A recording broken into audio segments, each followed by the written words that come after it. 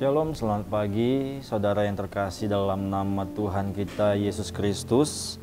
Pagi hari ini kembali kita mau belajar kebenaran firman Tuhan, di mana kebenaran firman Tuhan ini akan mengingatkan kepada kita bahwa kejahatan, kemurtadan yang kita lakukan itu akan berbalik menimpa kehidupan kita. Baik, kita akan melihat dalam Yeremia pasalnya yang kedua di ayatnya yang ke-19. Saya akan bacakan bagi kita semua. Yeremia pasal yang kedua ayat yang ke-19 berkata begini, "Kejahatanmu akan menghajar engkau dan kemurtadanmu akan menyiksa engkau. Ketahuilah dan lihatlah betapa jahat dan pedihnya engkau meninggalkan Tuhan Allahmu dan tidak gemetar terhadap aku. Demikianlah firman Tuhan Allah semesta alam." Saudara, hukum sebab akibat itu masih berlaku dalam kehidupan kita sampai saat ini. Jika kita melakukan sesuatu, jika kita berbuat sesuatu, maka kita juga akan menerima sesuatu. Dikatakan di sini bahwa kejahatan yang kita lakukan itu akan menghajar kita dan kemurtadan yang kita lakukan itu akan menyiksa kita, akan menimpa kita. Nah, mengapa dikatakan seperti ini?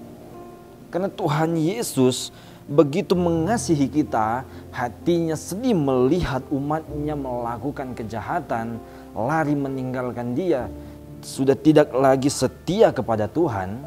Sehingga apa yang Tuhan lakukan, Tuhan menegur kita dengan peristiwa-peristiwa, kejadian-kejadian dalam kehidupan kita.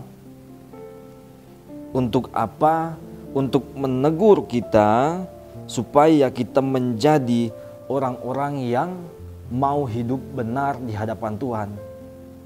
Namun orang yang tidak lagi takut akan Tuhan, yang tidak lagi gentar akan Tuhan, mereka akan ditimpa oleh hukuman atau ganjaran oleh karena mereka melakukan atau melanggar peraturan yang Allah berikan dalam kehidupan mereka.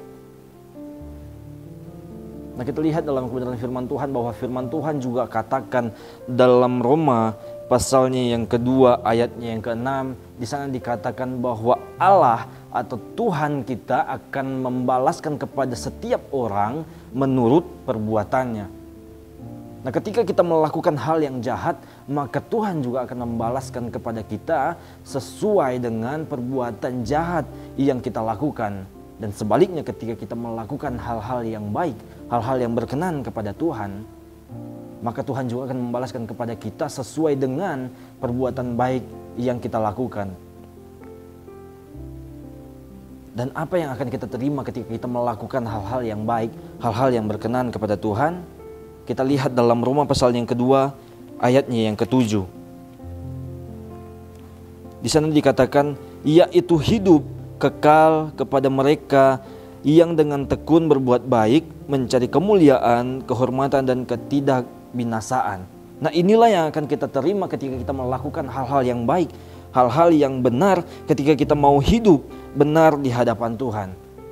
Nah, lalu bagaimana dengan kita yang sudah tahu perintah atau firman Tuhan, tetapi tidak sengaja melanggar salah satu perintah Allah?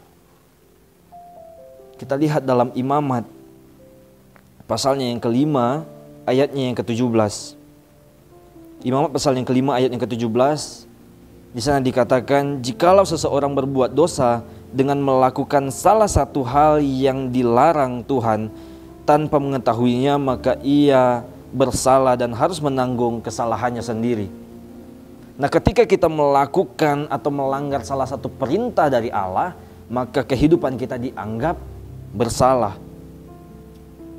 Nah, tetapi bagaimana dengan kita sebagai orang percaya yang menjadi anak-anak Allah? Apakah kita akan dihukum ketika kita melakukan kesalahan, ketika kita melanggar peraturan Allah? Mari kita lihat dalam Kolose pasal yang ketiga, ayatnya yang kelima. Kolose pasal yang ketiga, ayat yang ke-25. Di sana Tuhan mengatakan bahwa Tuhan tidak memandang orang yang berbuat salah, baik itu orang yang percaya, yang belum percaya, maupun orang yang tidak percaya kepada Tuhan. Ketika mereka berbuat salah, maka mereka akan dianggap bersalah dan tetap akan menerima ganjaran dari setiap perbuatannya. Nah, Tuhan itu begitu mengasihi kita. Tuhan itu mengasihi orang-orang yang terhilang, orang-orang yang berdosa. Bahkan dalam kebenaran firman Tuhan pun menceritakan bahwa Tuhan turun ke dunia untuk mencari orang-orang yang tersesat, orang-orang yang terhilang. Untuk apa? Untuk mereka kembali lagi kepada hidup yang benar. Dan agar mereka tidak binasa oleh karena perbuatan mereka. Saudara, ketika kita dihajar oleh Allah, kita dihajar dengan selayaknya, bukan dengan murkanya Allah. Agar apa? Agar kita tidak binasa. Yeremia pasal yang ke-10 ayat 24 di sana mengatakan bahwa kita dihajar itu dengan selayaknya. Nah, walaupun terkadang ajaran Tuhan itu begitu keras dalam kehidupan kita, tetapi Tuhan tetap menjaga kita agar apa, saudara? Agar kita tidak binasa oleh maut. Bahkan dalam Mazmur pasal ke-118 ayatnya ke-18, di sana juga dikatakan bahwa kita telah dihajar namun kita tidak diserahkan kepada maut. Karena itu marilah kita berjuang untuk melakukan kebaikan, sehingga kebaikan itu menjadi bagian kita yang akan kita dapatkan di masa yang akan mendatang. Dan biarlah firman Tuhan pada pagi hari ini terus mengajarkan kepada kita, mengingatkan kepada kita untuk kita melakukan hal-hal yang berkenan kepada Tuhan, agar kita tidak melakukan hal-hal yang jahat. Supaya apa? Supaya kita tidak ditimpa oleh hukuman dan ganjaran dari Tuhan.